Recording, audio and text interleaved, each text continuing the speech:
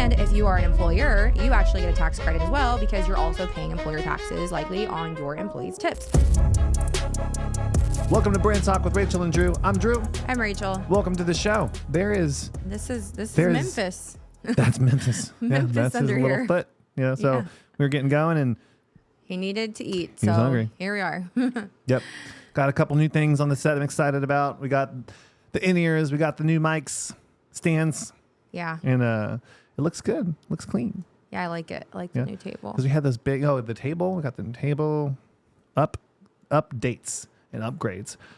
So there's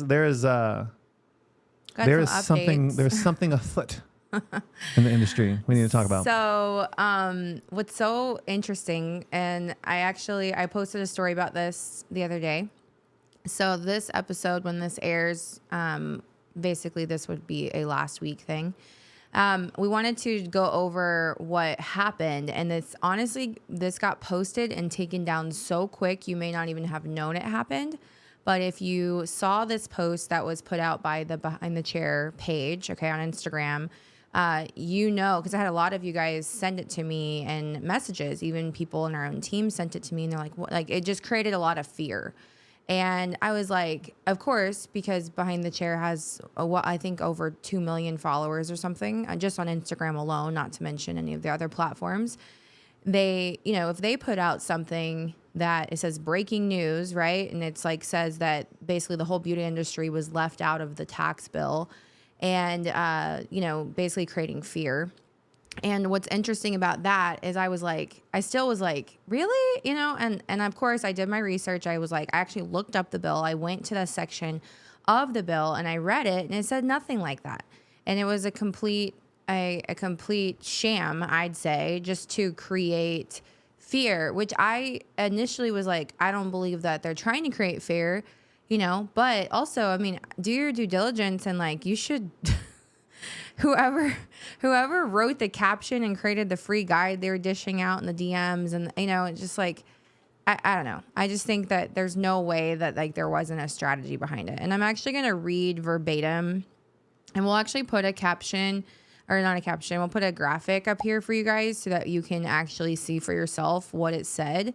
But the post itself, actually, it said breaking news, salons and spas left out of Senate tax relief. A new bill helps tipped workers, but excludes beauty businesses. That's literally what the whole caption was.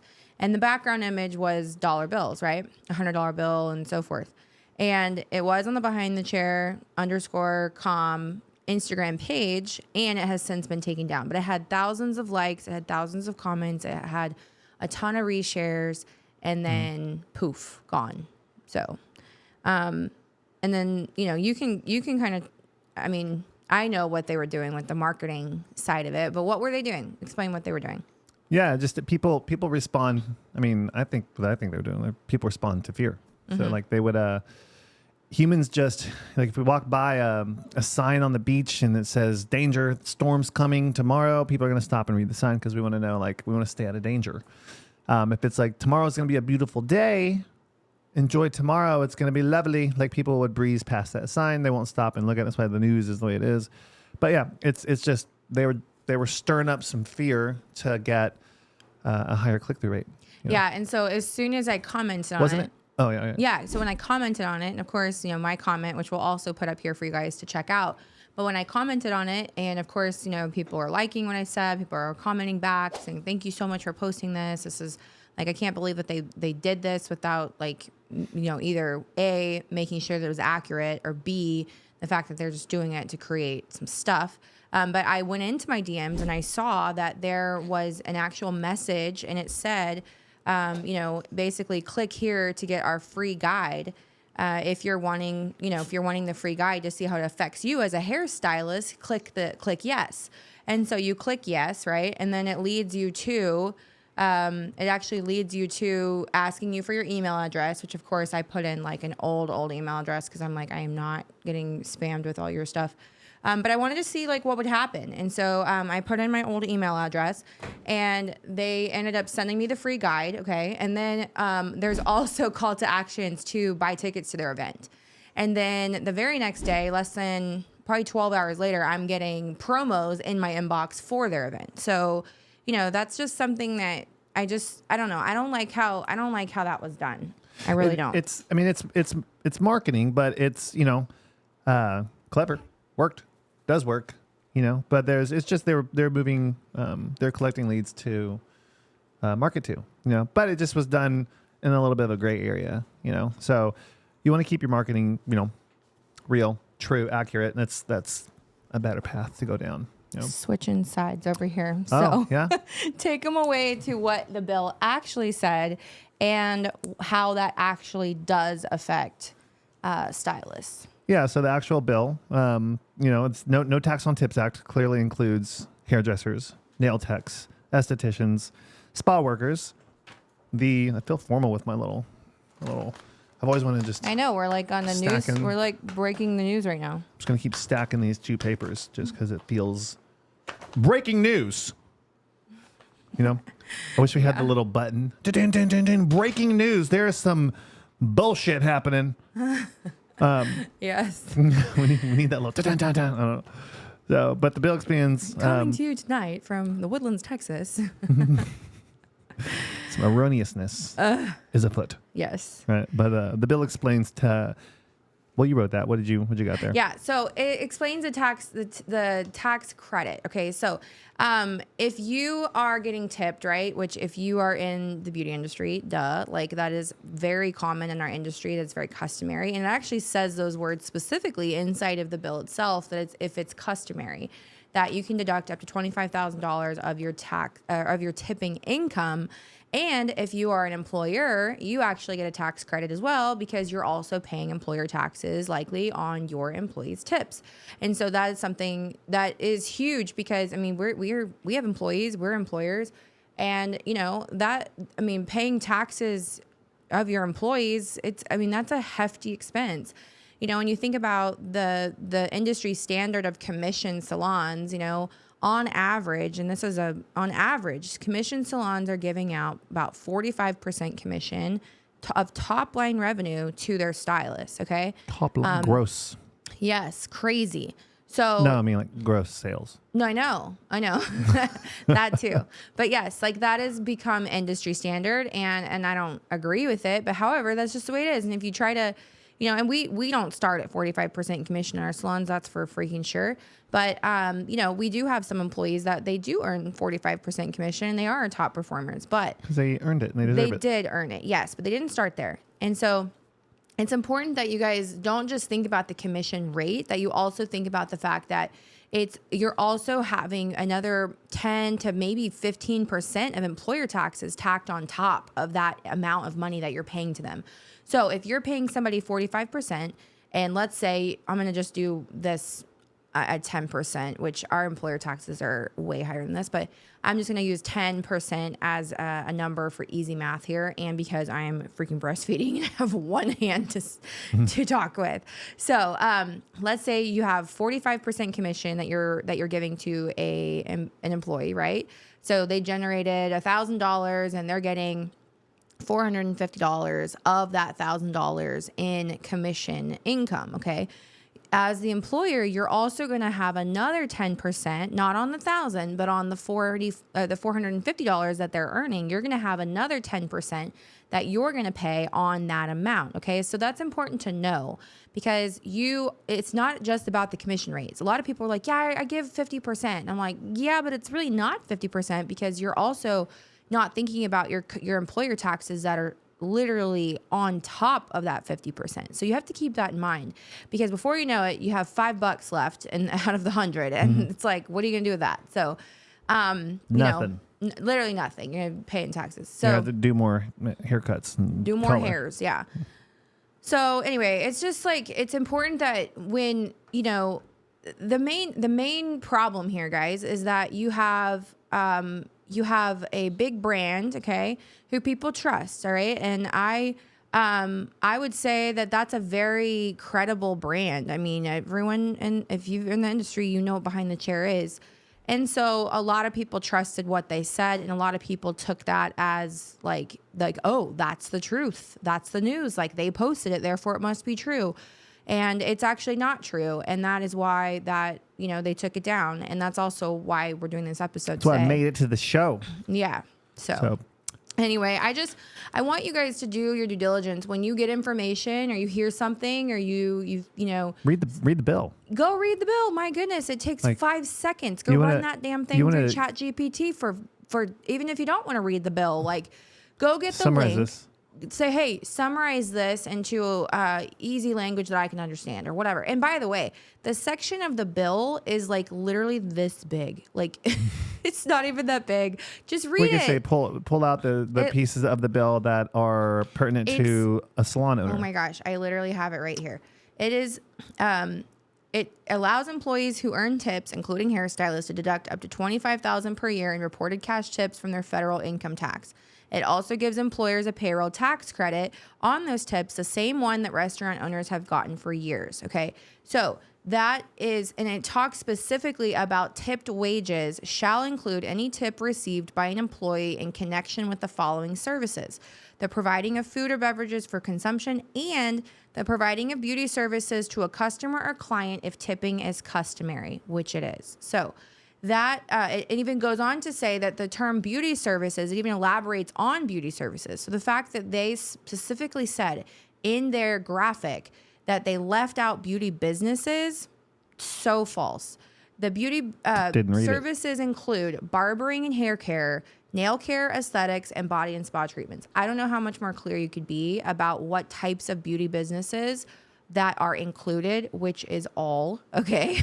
So, anyway, this is actually a huge win for our industry, and the fact that they were framing it that it was like a loss and creating fear that then drove to a freebie that then drove to building their email list and then drove to them promoting their event is just bullshit in my opinion.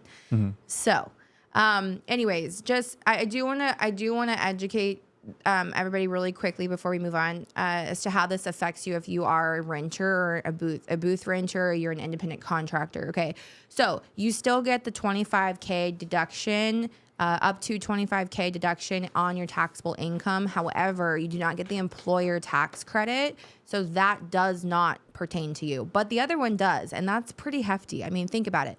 If you're doing over $100,000 a year as a stylist, and on average your clients are tipping you 20%, you most likely are going to have between $20,000 and $25,000 in taxable, or if you're claiming it. Okay, so that's another episode on its own.